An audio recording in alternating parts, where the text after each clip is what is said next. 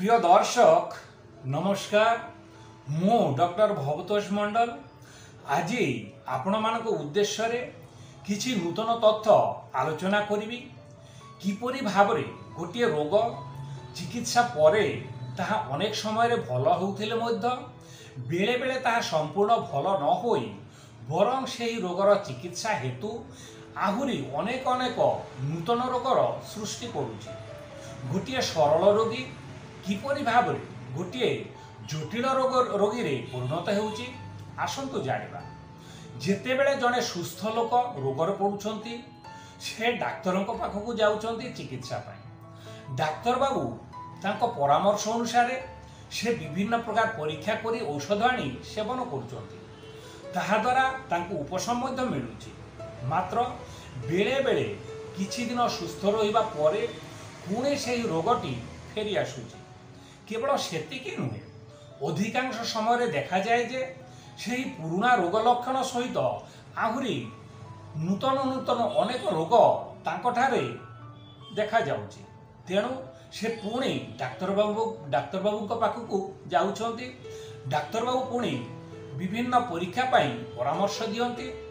ରୋଗୀ ଜଣକ ପୁଣି ସବୁ ପରୀକ୍ଷା କରି ଡାକ୍ତରବାବୁଙ୍କ ପାଖକୁ ଗଲେ। ଡାକ୍ତରବାବୁ ସବୁ ରିପୋର୍ଟ ଭଲ ଭାବରେ ଦେଖି କହିଲେ ଯେ ତୁମ ରିପୋର୍ଟ ସବୁ ନର୍ମାଲ ଆସିଛି, କିଛି ରୋଗ ନାହିଁ, ଠିକ୍ ଅଛି, ଏଇ ଔଷଧଟି ଖାଆନ୍ତୁ ଦେଖିବା। ଏଠାରେ ଆଶ୍ଚର୍ଯ୍ୟର କଥା ହେଉଛି ଯେ ଯେଉଁ ରୋଗୀ ଜଣକ ବଡ଼ ଆଶା ନେଇ ଡାକ୍ତରବାବୁଙ୍କ ପାଖକୁ ଗଲେ, ହଜାର ହଜାର ଟଙ୍କା ଖର୍ଚ୍ଚ କଲେ, ମାତ୍ର ଫଳ କିଛି ମିଳିଲା ନାହିଁ। ଶରୀରର କଷ୍ଟ ସହିତ ନିରାଶ ହୋଇ ଘରକୁ ଫେରି ଆସିଲେ। ରୋଗୀ ଜଣକ ବିଭିନ୍ନ ରୋଗର କଷ୍ଟରେ ଛଟଫଟ ହେଉଥାନ୍ତି। ତାଙ୍କର ରୋଗ ଲକ୍ଷଣ ଜଳ ଦିଶୁଛି, ମାତ୍ର ରୋଗ ପରୀକ୍ଷାରେ କିଛି ନ ଆସିବା ଦୁଃଖର କଥା ଅଟେ। ବେଳେବେଳେ ପୁରାତନ ରୋଗଟି ଦେଖା ନଗଲେ ମଧ୍ୟ ନୂତନ ରୋଗ ସବୁ ସୃଷ୍ଟି ହେଉଛି। ରୋଗୀ ଏବଂ ଡାକ୍ତରବାବୁ ମନେ କରନ୍ତି ଯେ ଏହା ଏକ ନୂତନ ରୋଗ, ତାହା ହୋଇପାରେ ମଧ୍ୟ, ମାତ୍ର ବେଳେବେଳେ ତାହା ହୋଇନଥାଏ। ପୁରୁଣା ରୋଗଟିର ଚିକିତ୍ସା ହେତୁ ପୁରୁଣା ରୋଗଟି ରୋଗୀ ଶରୀରରେ ଦବିଯାଇ ରୋଗଟି ଅନ୍ୟ ରୂପରେ ପୁରୁଣା ରୋଗ ସହିତ ବା ପୁରୁଣା ରୋଗ ବ୍ୟତିରେକେ ନୂତନ ରୋଗ ଲକ୍ଷଣ ସବୁ ସୃଷ୍ଟି କରୁଛି। ଏହାକୁ ପ୍ରମାଣ କରିବା ପାଇଁ ଗୋଟିଏ ସାଧାରଣ ରୋଗର ଚିକିତ୍ସା ବିବରଣୀ ଆଲୋଚନା କରିବା। ଗୋଟିଏ ପ୍ଲାଜମୋଡିୟମ ସଂକ୍ରମିତ ମାଇ ଆନୋଫିଲିସ୍ ମଶା ଜଣେ ସୁସ୍ଥ ଲୋକକୁ କାମୁଡ଼ିଲେ ମଶାଠାରେ ଥିବା ପ୍ଲାଜମୋଡିୟମ ବା ମ୍ୟାଲେରିଆ ଜୀବାଣୁ ସୁସ୍ଥ ଲୋକର ରକ୍ତକୁ ପଳେଇ ଆସି ତାହା ରକ୍ତ ସହିତ ବୁଲି ବୁଲି ଲିଭର ଭିତରକୁ ପ୍ରବେଶ କରେ। ସେଠାରେ ଲିଭର ସେଲ୍ ଭିତରେ ରହି ବଂଶ ବିସ୍ତାର କରି ପୁଣି ରକ୍ତ ପ୍ରବାହକୁ ଆସି ଲାଲ ରକ୍ତକୋଷକୁ ଆକ୍ରମଣ କରେ। ତାପରେ ଆମକୁ କମ୍ପ ଦେଇ ଜ୍ୱର ଆସେ, ମୁଣ୍ଡ ଶରୀର ବଥା ହୁଏ, ପାଣି ଶୋଷ ହୁଏ, ବାନ୍ତି ଲାଗେ, ଅମ୍ଳପିତ୍ତ ବାନ୍ତି ହୁଏ, ଶରୀରର ତାପମାତ୍ରା ବହୁତ ବଢ଼ିଯାଏ।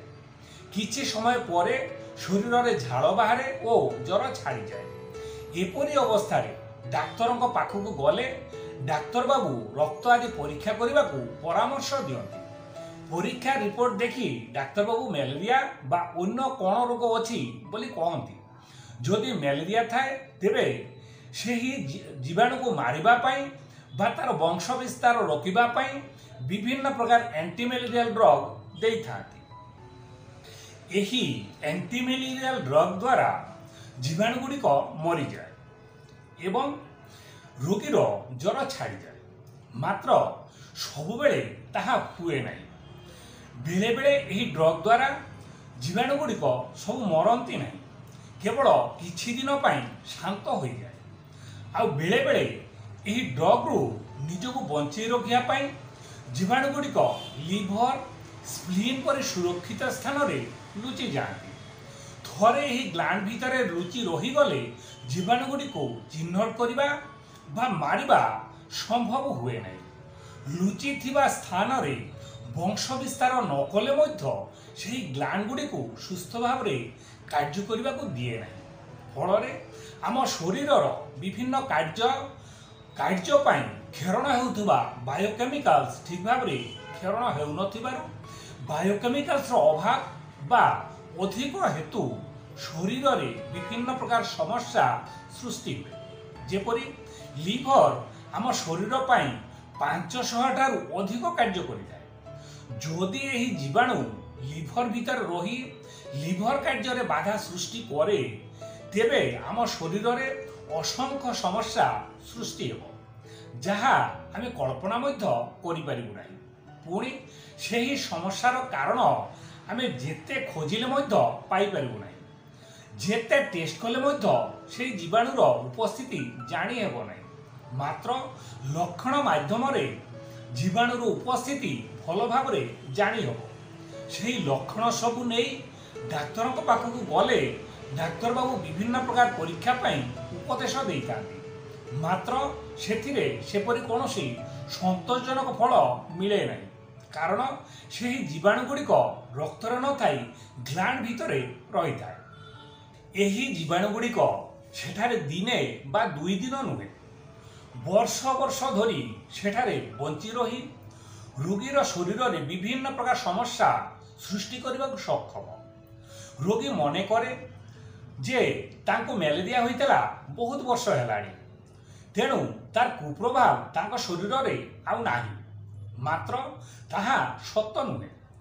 ଲକ୍ଷଣ ଦେଖିଲେ କହିହେବ ଯେ ତାଙ୍କ ଶରୀରରେ ଇନଫେକ୍ସନ ଅଛି ନା ନାହିଁ।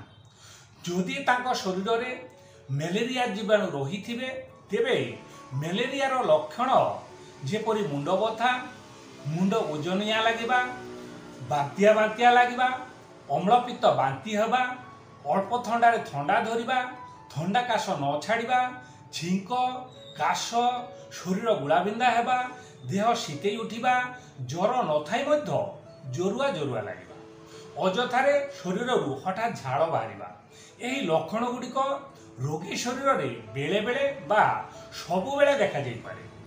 ଲକ୍ଷଣ ଗୁଡ଼ିକ ଖୁବ୍ ମୃଦୁ ହୋଇପାରେ। ବେଳେବେଳେ ରୋଗୀ ଏହି ଲକ୍ଷଣ ପ୍ରତି ଧ୍ୟାନ ଦିଅନ୍ତି ନାହିଁ, କାରଣ ଏହି ସମସ୍ୟା ଯୋଗୁଁ ତାଙ୍କ କାମ କରିବାରେ ବିଶେଷ ଅସୁବିଧା ହୁଏ ନାହିଁ।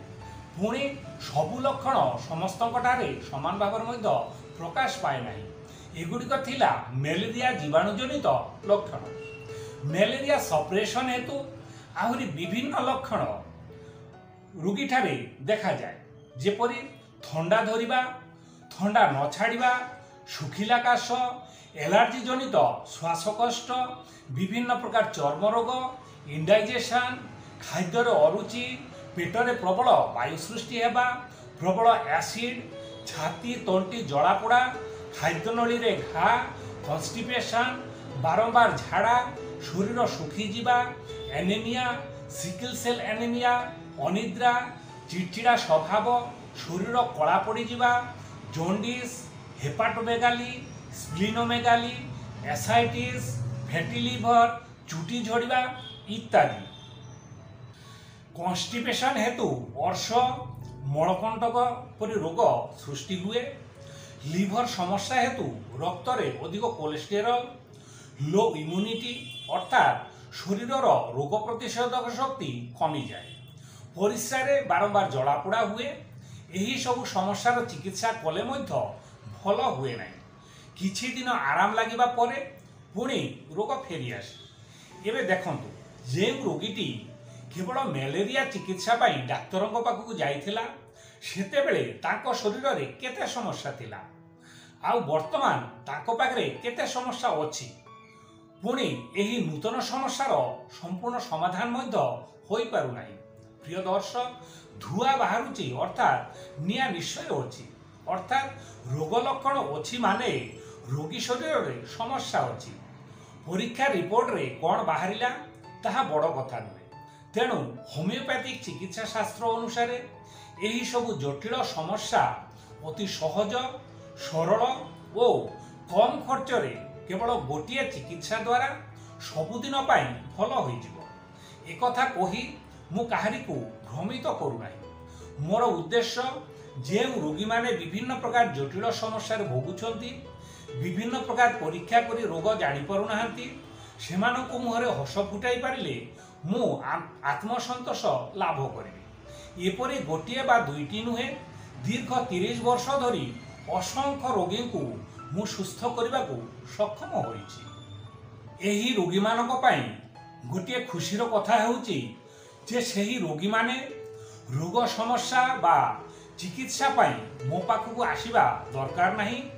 ଯେତେ ଦୂରରେ ଥିଲେ ମଧ୍ୟ ମୋ ସହିତ ଫୋନ୍ ମାଧ୍ୟମରେ ଯୋଗାଯୋଗ କଲେ ରୋଗୀର ସମ୍ପୂର୍ଣ୍ଣ ରୋଗ ବିବରଣୀ କହିପାରିବେ ଏବଂ ସେ ଘରେ ରହି ଏହି ସବୁ ଜଟିଳ ସମସ୍ୟାରୁ ମୁକ୍ତ ହୋଇପାରିବେ ଏବଂ ବାରମ୍ବାର ଏହି ସମସ୍ୟା ହେବାର ସମ୍ଭାବନା ମଧ୍ୟ ରହିବ ନାହିଁ। ପ୍ରିୟ ଦର୍ଶକ, ଆମର ଏହି ଭିଡ଼ିଓଟି ଆପଣମାନଙ୍କୁ କେମିତି ଲାଗିଲା ତାହା କମେଣ୍ଟ ମାଧ୍ୟମରେ ଜଣାନ୍ତୁ। ଯଦି ଏହି ଭିଡ଼ିଓଟି ଆପଣମାନଙ୍କୁ ଭଲ ଲାଗିଛି ତେବେ ସେୟାର କରି ଅନ୍ୟମାନଙ୍କୁ ଜାଣିବାର ସୁଯୋଗ କରିଦିଅନ୍ତୁ ଏବଂ ଆପଣ ଆମ ଚ୍ୟାନେଲର ନୂତନ ଦର୍ଶକ ହୋଇଥିଲେ ପରବର୍ତ୍ତୀ ଭିଡ଼ିଓ ଗୁଡ଼ିକୁ ପାଇବା ପାଇଁ ଏହି ଚ୍ୟାନେଲଟିକୁ ସବସ୍କ୍ରାଇବ୍ ମଧ୍ୟ କରନ୍ତୁ। ଧନ୍ୟବାଦ।